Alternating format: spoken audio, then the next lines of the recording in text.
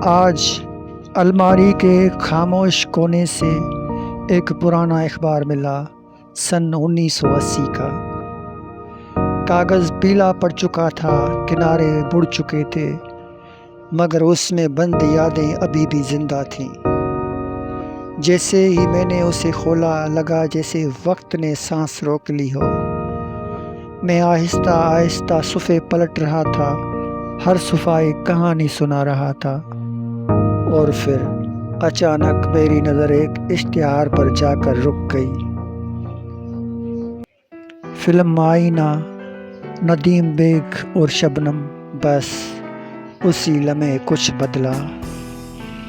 कमरा वही था, अखबार वही था, मगर मैं वहाँ नहीं रहा।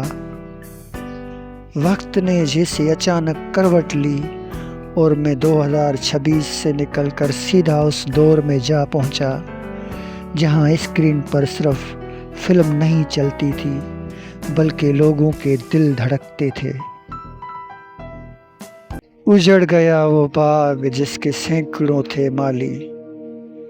कराची, जहाँ सिनेमा सिर्फ इमारत नहीं था, एक तहजीब था।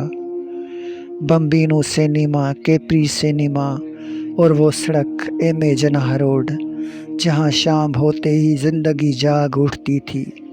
मार्स्टन रोड, जहाँ रोशनियों का मेला लगता था। हाथ से बने पोस्टर, टिकट के लिए लंबी लाइनें और दोस्तों के साथ वो हंसी मजाक।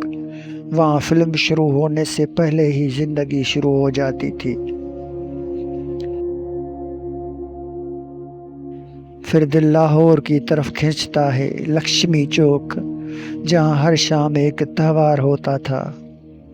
British cinema, Regal cinema, capital cinema Lahore, ये सिर्फ सिनेमा नहीं थे, ये लोगों के ख्वाबों के दरवाजे थे। खाने की खुशबू, रोशनियों की चमक और दिलों की धड़कन। लाहौर में फिल्म देखना ज़िंदगी जीने के बराबर था। पेशावर, जहाँ सादगी अभी जिंदा थी। फिरदौस सिनेमा, नाज सिनेमा, फिल्म से पहले कहवा, दोस्तों के साथ बैठक, और जब हीरो इंसाफ करता तो पूरा हाल गूंज उठता। वो जज्बात, वो खुलूस आज सिर्फ यादों में रह गए हैं। और फिर पर्दे पर आते थे वो चेहरे, मोहम्मद अली ज़ेबा, वहीद मुराद, जिनका अंदाज हर दिल में बस जाता था। ये लोग सिर्फ अदाकार नहीं थे, ये ख्वाब थे जो जागती आंखों से देखे जाते थे। और फिर अचानक मैं वापस आ गया।